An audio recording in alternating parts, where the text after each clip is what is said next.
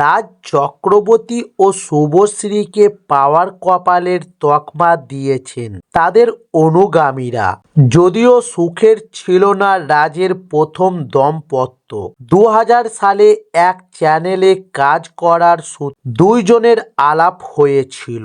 শতাব্দী মিশ্রের সঙ্গে তখনও সেভাবে টলিউডে নিজের পায়ের তলায় জমি শক্ত করতে পারেননি রাজ। বিয়ে করেন তিনি ও শতাব্দী।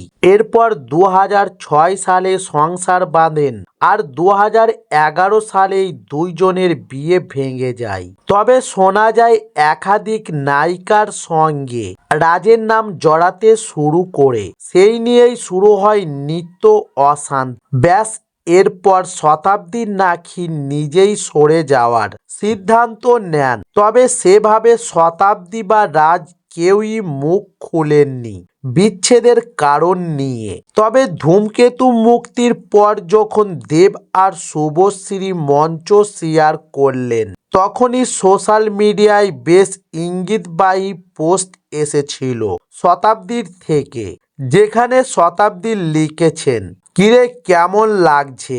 আমারও ঠিক এরকমই লেগেছিল, ঠিক এরকমই, বুঝলি তো?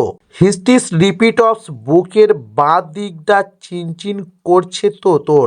আমারও করেছিল ঠিক 13 বছর আগে।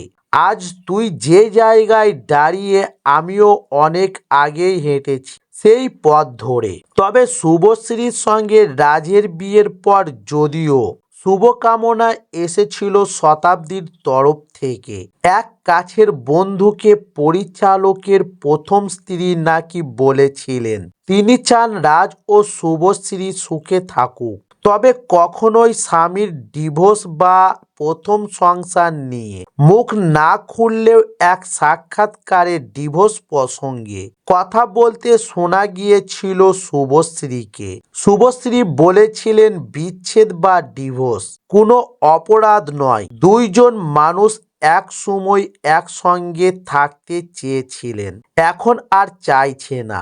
এতে কারো ক্ষতি নেই, প্রশ্ন তোলারও কারণ নেই। তবে ডিভোর্সের অনেকগুলা বছর পরে শুভশ্রীর সঙ্গে ঘর বাঁধেন রাজ। যদিও মাঝে কখনো মিমি, কখনো পায়েলের সঙ্গে নাম জড়ায় তার। তবে 2018 সালে বেশ গোপনেই সেরেছিলেন রেজিস্ট্রি বিয়ে।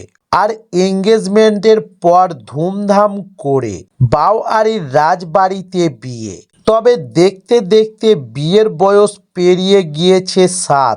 দুই সন্তানের মা বাবা হয়েছে রাজ ও শুভশ্রী। সব বিতর্ককে পিছনে ফেলে দুজনেই এখন ঘোরতর সংসারী।